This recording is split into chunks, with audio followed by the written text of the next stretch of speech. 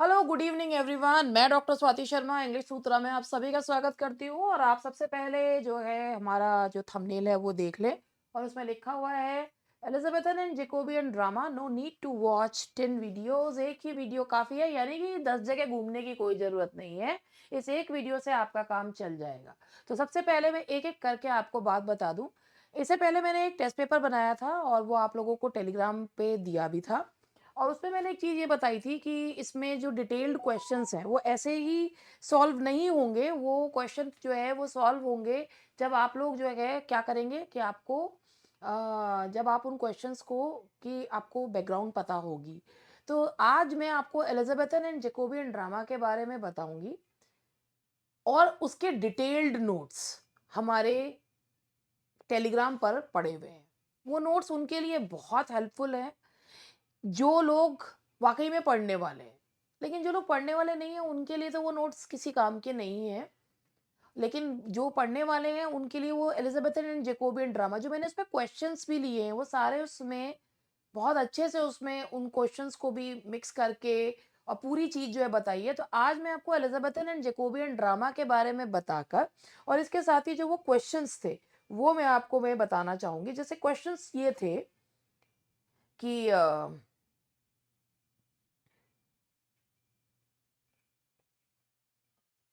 discuss the characteristic features of Elizabethan drama with special reference to William Shakespeare's Hamlet. Examine the concept of tragic flaw in Shakespeare's Macbeth.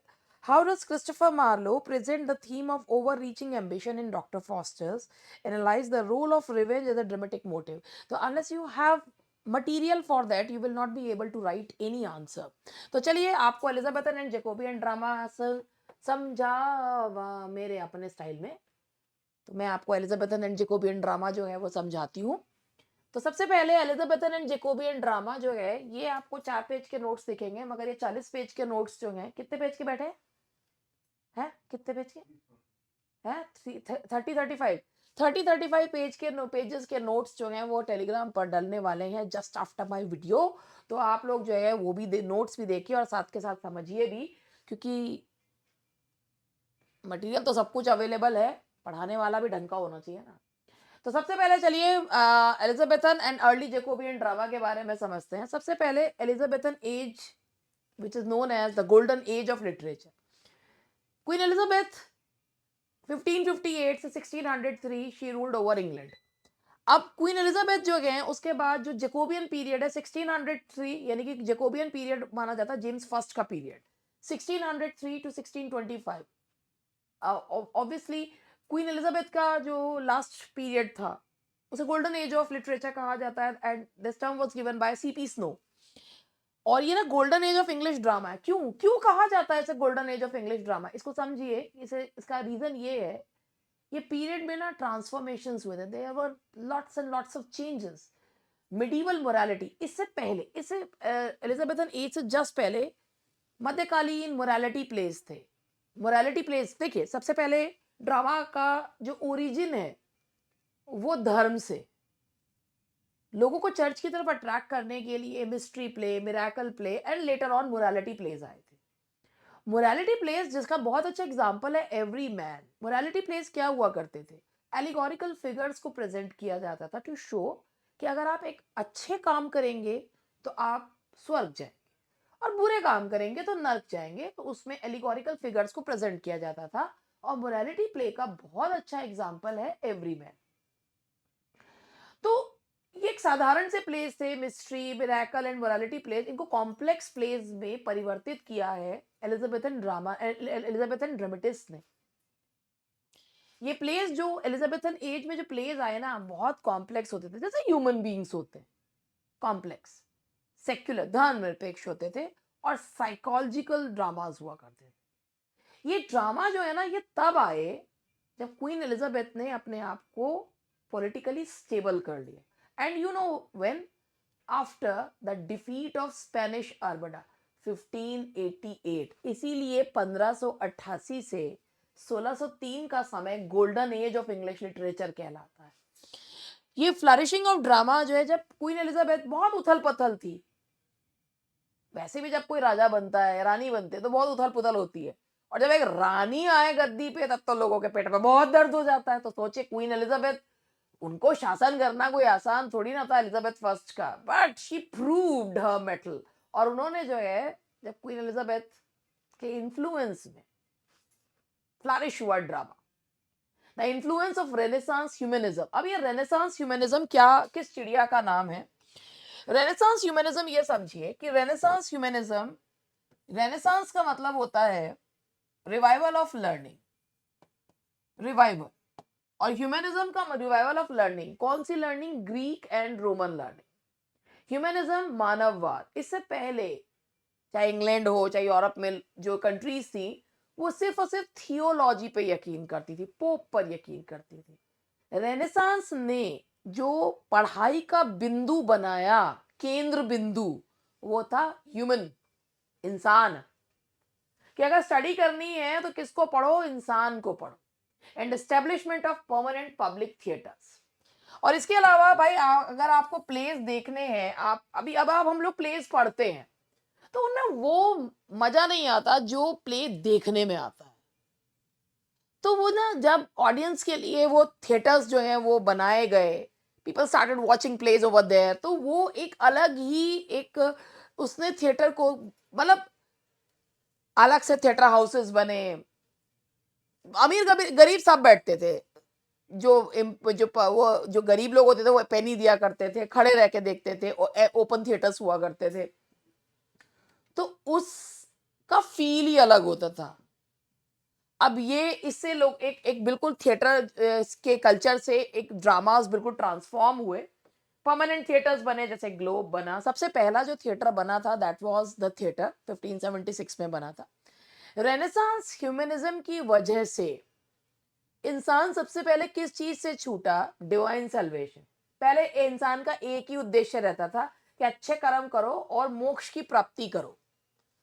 धीरे धीरे वो चीज आ गई human experience, individuality, कि अब किस चीज पे रेनेसांस ह्यूमनिज्म किस चीज पे बल देता था? ह्यूमन एक्सपीरियंस पे, इंडिविजुअलिटी पे, एम्बिशन पे और मॉरल कॉन्फ्लिक्ट पे।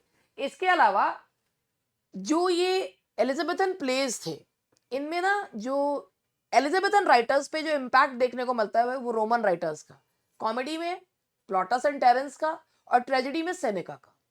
इसके अलावा एरिस्टोटल जिन्होंने पोएटिक्स लिखी है, उन्होंने ट्रेजेडी को के जो एलिमेंट्स बताए वो इन राइटर्स ने फॉलो करे। Spectacled, popular appeal. हालांकि इन्होंने यूनिटीज को, 3 यूनिटीज को बहुत अच्छे से वायलेट करा है।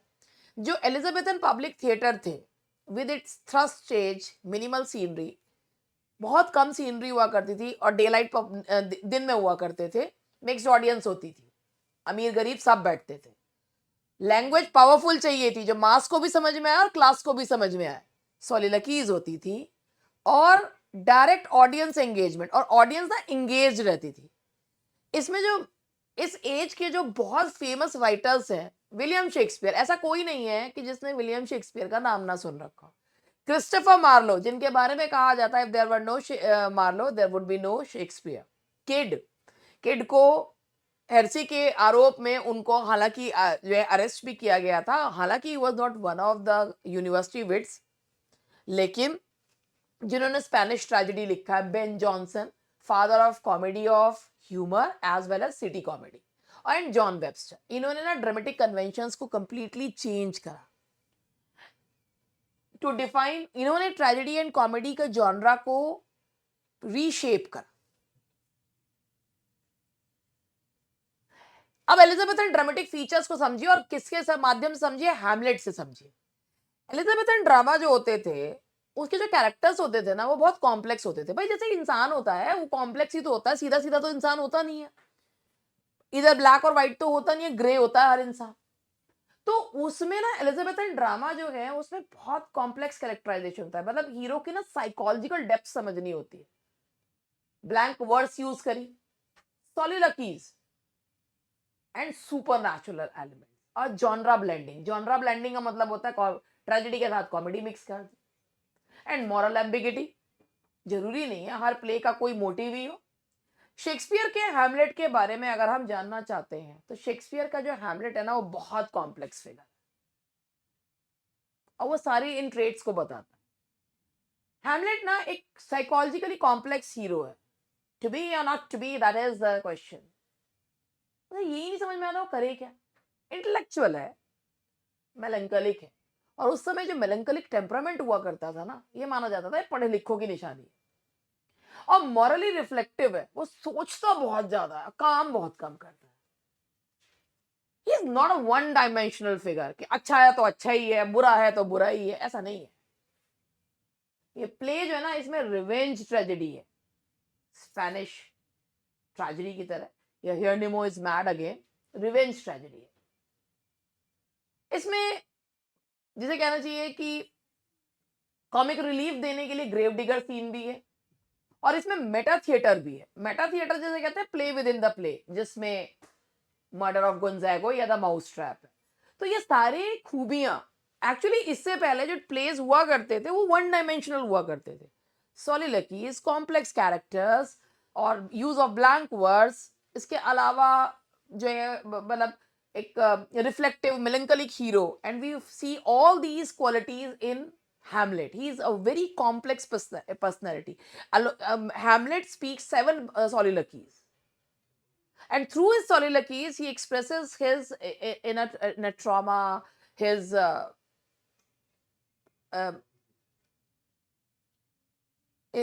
inner trauma and other things that he is going through.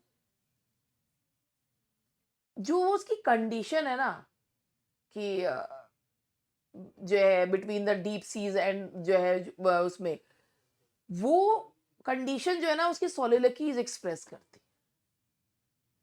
बहुत कॉम्प्लेक्स है। और जब हैमलेट में दिखाया है, शेक्सपियर ने ट्रेजेडीज को भी ना एक कॉमिक रिलीफ इसलिए प्रोवाइड करा है कि सो दैट, क्योंकि मिक्स्ड ऑडियंस है।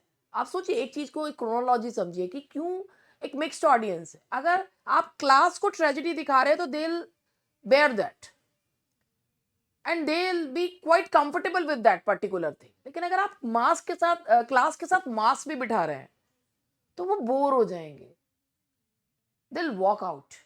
तो उनको रोके रखने के लिए comic reliefs and all those things वो प्रेजेंटेड, जो बाद में एक जॉनरा का पार्ट हो गया। तो ब्लेंडिंग ऑफ जॉनरा।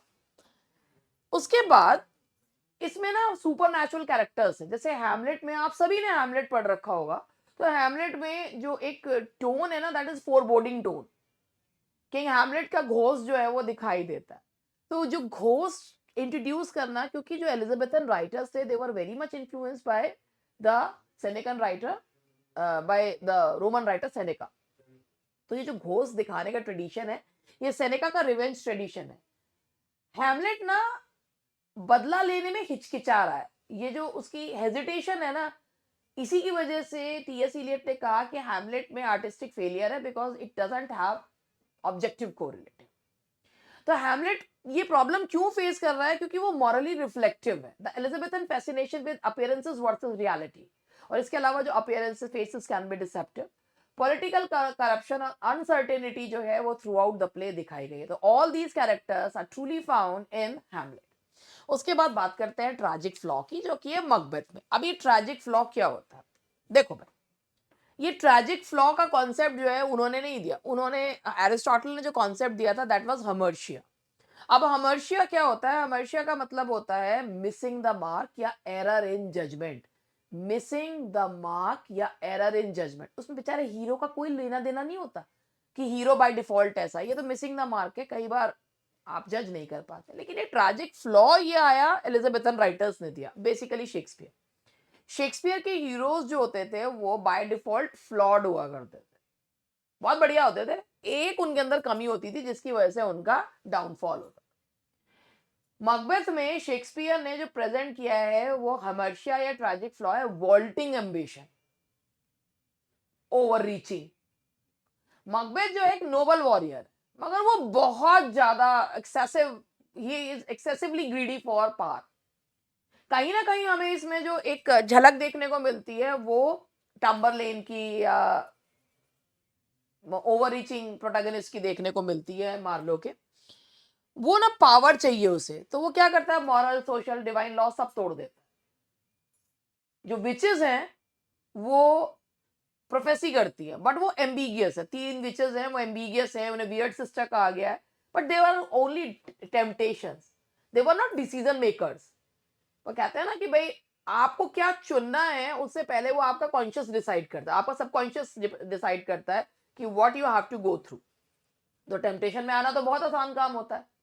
और lady Macbeth, ambition becomes the internal force, ambition एक फोर्स बन जाता है जिसकी वजह से उसका जो ट्रेजिक एरर वो करता है, and that is murder of Duncan. Macbeth की जो ट्रेजेडी है वो एरिस्टोटेलियन प्रिंसिपल को दिखाती है कि हीरो को ना तो बहुत अच्छा होना चाहिए और ना बहुत बुरा होना चाहिए। जो उसका एनाग्नोरिसिस है वो बहुत देर से होता है, और जो उसका फॉल है, कैटास्ट्रॉफ है उसका, जो वो ये दिखाता है कि अगर एम्बिशन पे रोक ना लगाई जाए तो वो कॉन्शियस को करप्ट कर देता है, हीरोइज्म को टायरनी में बदल देता है और इंसान को बर्बाद करता है। इसका मतलब ये है कि it is good to be ambitious, पर अति सर्वत्र वर्जित। अति जो है, क्योंकि मकबेथ के डाउनफॉल का रीजन ही यही होता है, vaulting ambition. That was his tragic flaw. Hamlet का ट्रेजिक फ्लॉ है Nobel in action, Nobel in action, in action इकट्ठा है। वो इतना, वो सोचता ज्यादा करता नहीं है। और मकबेथ के साथ प्रॉब्लम ये है, vaulting ambition, he is too ambitious to handle situation. वो बहुत कुछ बहुत जल्दी पा लेना चाहता है, and that is the reason behind his downfall. तो जो ट्रेजेडी के एलिमेंट्स हैं वो मैं आप लोगों को जरूर बताना चाहूंगी, और मैं 1 मिनट इसमें देखूं अभी।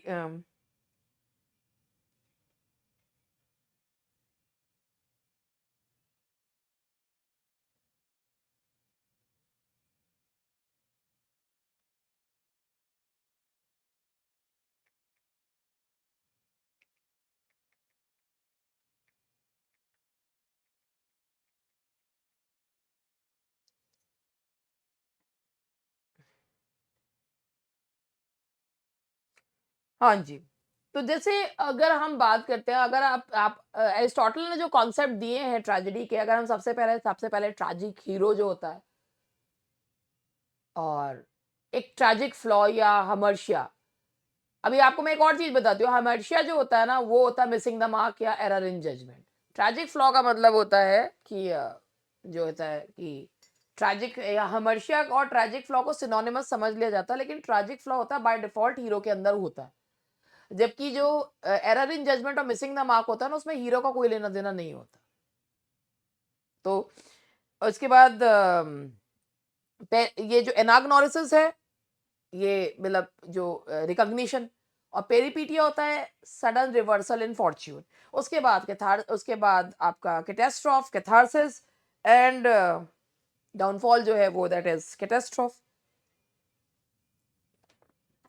तो ये सारी चीजें आपको एरिस्टोटल के जो कॉन्सेप्ट्स हैं, हेमर्शिया, एनाग्नोरिसिस, पेरिपीटिया, कैथारसिस, कैटेस्ट्रॉफ, ये सारा कॉन्सेप्ट आपको किस में देखने को मिलता है, इन एलिजाबेथन राइटर्स में। अब उसके बाद आता है over reaching ambition in doctor fosters. Doctor fosters बहुत ही वंडरफुल प्ले है। मार्लो का डॉक्टर फॉस्टर्स रेनेसां स्पिरिट को दिखाता हुआ, नॉलेज के पीछे अंधी दौड़ को दिखाता हुआ है। It dramatises renaissance over reaching ambition, extreme form दिखाई है। वैसे भी मार्लो के जितने भी हीरोज दिखाए हैं ना, वो ओवर रीचिंग जो है प्रोटैगनिस्ट दिखाए। फॉस्टर्स को ट्रेडिशनल नॉलेज और लिमिट्स पसंद नहीं है, उसको चाहिए, वो चाहता है एक ऐसी नॉलेज ऑकल्ट साइंसेस की। तो वो लूसीफर के साथ एक पैक्ट साइन करता है कि मुझे अपनी आत्मा को गिरवी रख देता है। Human aspiration and Christian restaurant के बीच में ये ये ना एक मोरालिटी प्ले है। फॉस्टर्स अपनी पावर्स को ना बेकार की चीजों पे खर्च कर देता है, वो नोबल अचीवमेंट्स नहीं हासिल कर पाता। उसकी ट्रेजेडी इस बात में लाई नहीं करती है कि वो डैमने उसकी स्पिरिट को हेल में ले जाया जाए, बल्कि ये दिखाती है कि अगर एम्बिशन अनचेक्ड हो, अगर आपको अपनी सीमा ही नहीं पता, तो ऑब्वियसली ये डाउनफॉल होना निश्चित है। एम्बिशियस होना अच्छा है, मगर ओवर एम्बिशियस होना, अपनी सीमा ही ना पता होना, वो गलत।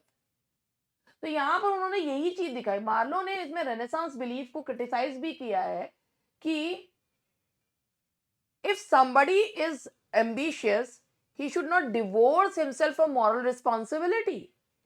If you are doing this, that leads to spiritual annihilation. तो आप अपने आप को स्पिरिचुअली खत्म कर रहे हैं। Doctor fosters completely shows this. अब आपको मैं बता रही हूँ, ये तो शॉर्ट में एक एक पैराग्राफ्स में है। ये पूरा का पूरा 35 पेजेस का पूरा इसी यूनिट के आंसर्स पूरा ये आपको यहाँ मिलेगा। अब बात करते हैं revenge as dramatic motive in the Spanish tragedy. Thomas Kyd की स्पेनिश ट्रेजेडी का नाम आप सबने सुन रखा होगा। इसने रिवेंज ट्रेजेडी के कन्वेंशन को सेट किया है। ये प्ले एक रिवेंज प्ले है जिसमें जस्टिस जो है वो नहीं मिलता है। हियरनिमो इज मैड अगेन इसका सबटाइटल है और इसी से प्रभावित होकर शेक्सपियर ने हैमलेट लिखी थी। इससे यॉन्ग हैमलेट बिफोर हैमलेट भी किड का एक ड्रामा माना जाता है, लेकिन स्पेनिश ट्रेजेडी जो है it is the source behind Hamlet. एक हियरनिमो एक फादर है और लीगल अथॉरिटी है जिन्हें जस्टिस नहीं मिलता कोर्ट के द्वारा, तो वो ना बदला लेना चाहते हैं। इसमें play with in play, Meta theatre जिसे कहा जाता है। Meta theatre is one of the features of Elizabethan drama. Play with in the play becomes a powerful device, जिसमें दिखाते हैं कि जब आर्ट जो है वो जस्टिस करती है जहां लॉ फेल हो जाता है।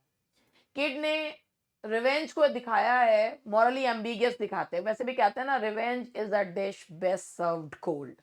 तो क्रिश्चियंस के द्वारा एथिकली इसको जस्टिफाई नहीं किया गया है, लेकिन कहता है ना कि जब सिस्टम जो है नाकाम हो जाता है तो इंसान को अपने हाथों में जो है वो लॉ को लेना पड़ता है।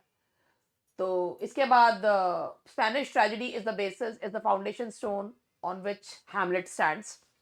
सोलिलोक्वीज एंड हैमलेट, चलिए बात करते हैं सोलिलोक्वीज का फीचर क्या है, सोलिलोक्वीज क्यों यूज करेंगे।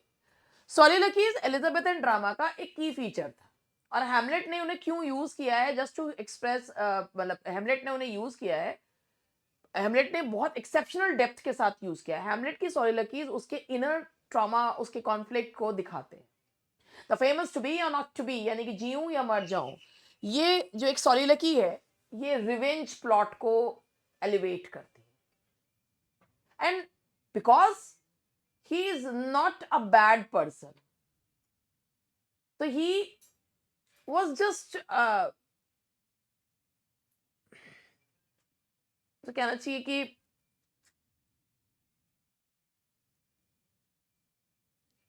मतलब जो इसमें हैमलेट की सोलिलोक्वीज के बारे में अगर हम बात करें तो he acts as a pendulum between the good and the bad. तो क्यों, क्योंकि एक तरफ उसका मन करता है कि he should kill his uncle, on the other hand he thinks कि नहीं अभी ये जो है वो प्रेयर कर रहा है, I should not kill him, otherwise मेरे फादर की आत्मा तो अभी भटक रही है और इसको स्वर्ग मिल जाएगा। तो he is unable to take decision at that particular moment. तो ये existential meditation, death, suffering and action को दिखाती है। ये जो सोलिलोक्वीज है ना, ये प्लॉट को बढ़ाने का काम करती है, causing external action. Audience Hamlet के विचारों को जब जानते हैं, हैमलेट की कॉन्शियसनेस को समझते हैं, हैमलेट की सोलिलोक्वीज ऑडियंस को उसका कॉन्फिडेंटे जो है वो बना देते हैं, उसके दोस्त एक बना देते हैं। और हैमलेट के डिले को लोग समझते हैं कि he is delaying, that there is a purpose behind his delaying. उसके बाद अगर हम बात करते हैं, आप लोगों ने एक बहुत ही फेमस प्ले है and that is the duchess of Malfi. Webster का डचेस ऑफ माल्फी जो है ना, एक जेकोबियन प्ले है। देखिए एक शिफ्ट हुआ था, जेकोबियन एज में एक शिफ्ट हुआ था।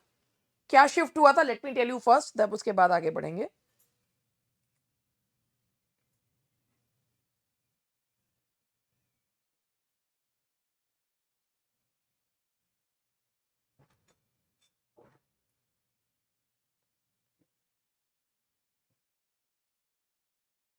देखिए जेकोबियन ड्रामा के पहले मैं आपको उसका shift in mood and vision बताती हूँ।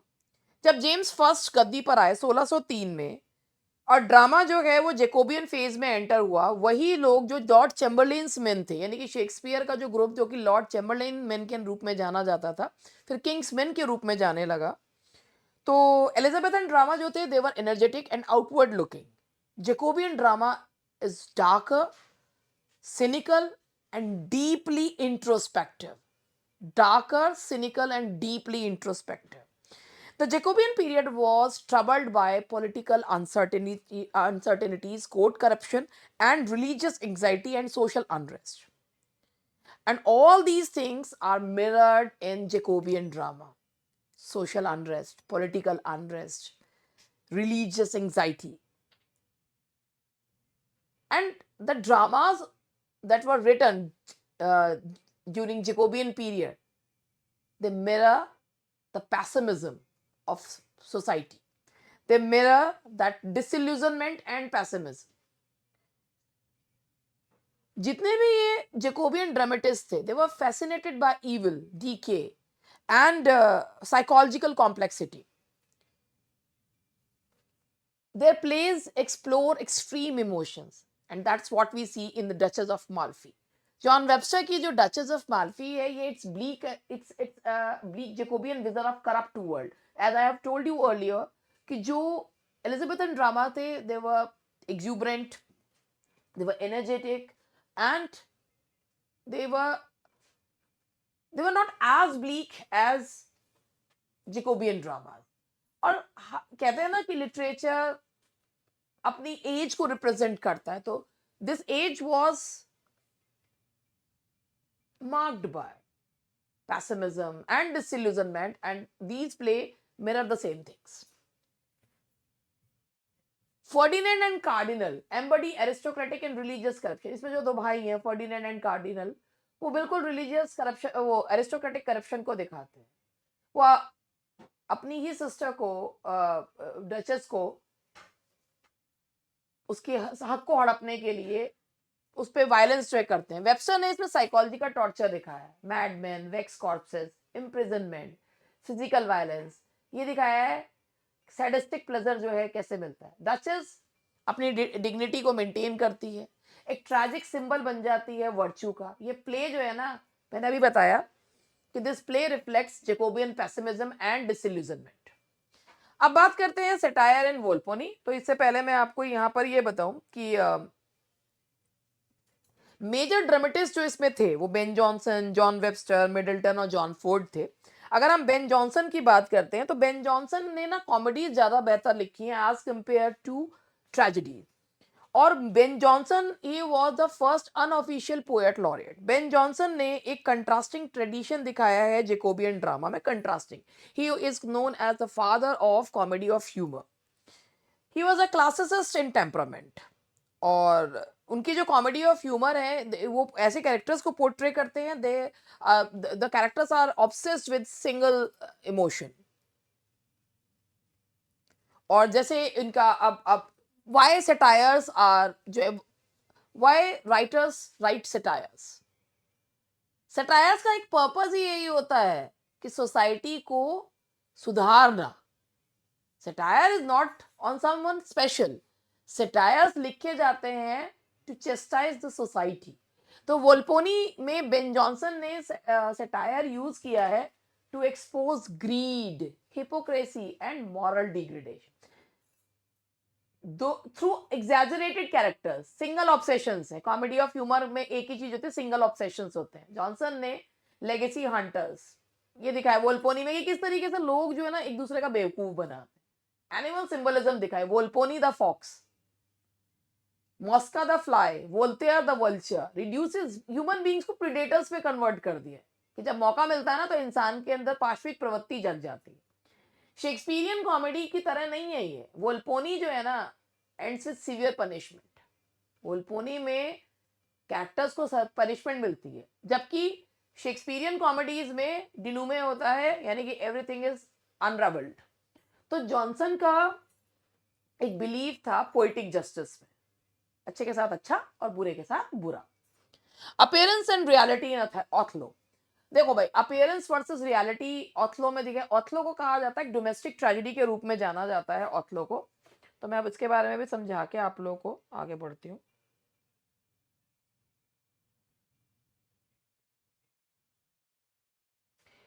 शेक्सपियर का जो ऑथलो है ये एक tragedy of perception. Iago, Iago जो है ना अपने हिसाब से आधी आधी जो आधी हकीकत आधा फसाना बनाता है, और वो ना इल्यूजन को प्रूफ के साथ दिखा देता है। Othello is known as domestic tragedy. तो ऑथलो जो है ना, ये दिखाया, ऑथलो का ट्रेजिक फ्लॉ क्या है? जेलसी।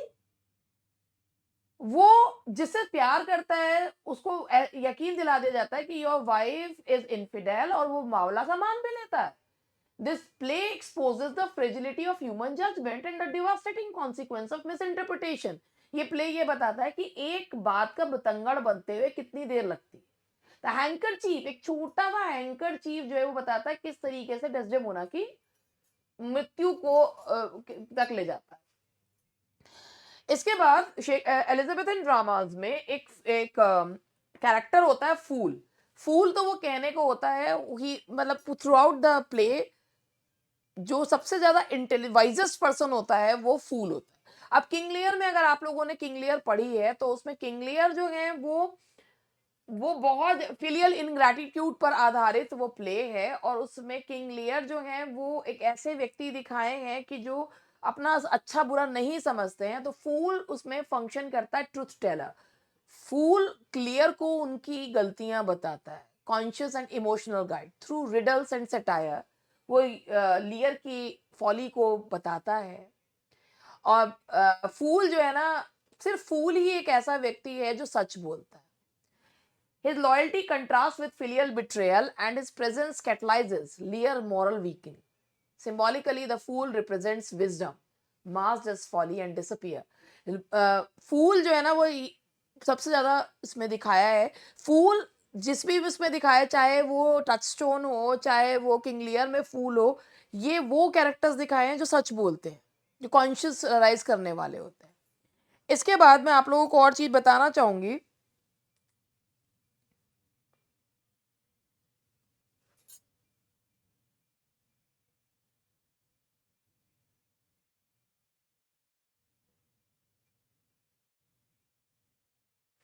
चलिए, public theatre and dramatic techniques in Macbeth, ये सारे वो जो क्वेश्चन थे उन्हीं का लिया गया है। Elizabethan public theatre shaped dramatic techniques profoundly, the thrust stage encourage soliloquies. अब एक ये जो देखिए, यहाँ पर एलिजाबेथन पब्लिक थिएटर जो थे उन्होंने बहुत सारी ड्रामेटिक टेक्निक्स को वो लेकर आए। एलिजाबेथन पब्लिक थिएटर ने ड्रामेटिक टेक्निक्स को बहुत शेप करा। सबसे पहले हम लोग बात करते हैं,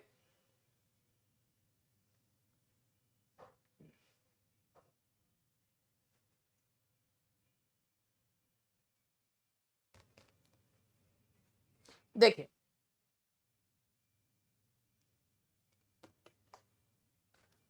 एक इसमें एक ये आपको एक वर्ड दिख रहा होगा, द थ्रस्ट चेंज। ये एक टेक्निक है। थ्रस्ट चेंज को ऐसे समझिए कि जैसे कि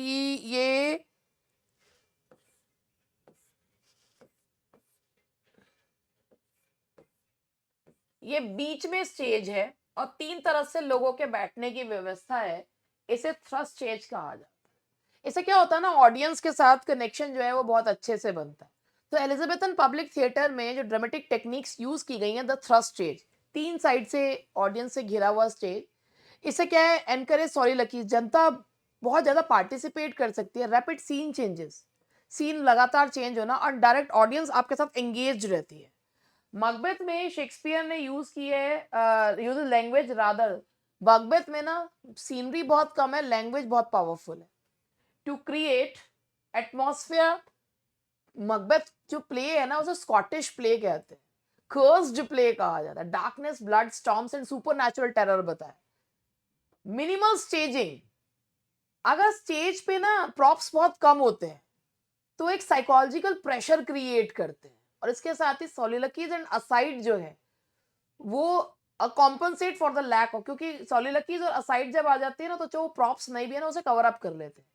प्ले के फटाफट चेंज होते हुए जो सीन्स होते हैं वो दिखाते हैं कि भाई विभिन्न प्रकार की ऑडियंस बैठी है तो उनके हिसाब से चीजों को करना पड़ेगा, क्योंकि मास के साथ अगर क्लास बिठा दी है तो दोनों के टेस्ट को केटर करना होगा। एंड कंक्लूजन लास्ट चलते हैं। Elizabeth and early Jacobian drama represents a fusion of renaissance humanism. Renaissance humanism को दिखाता हुआ है।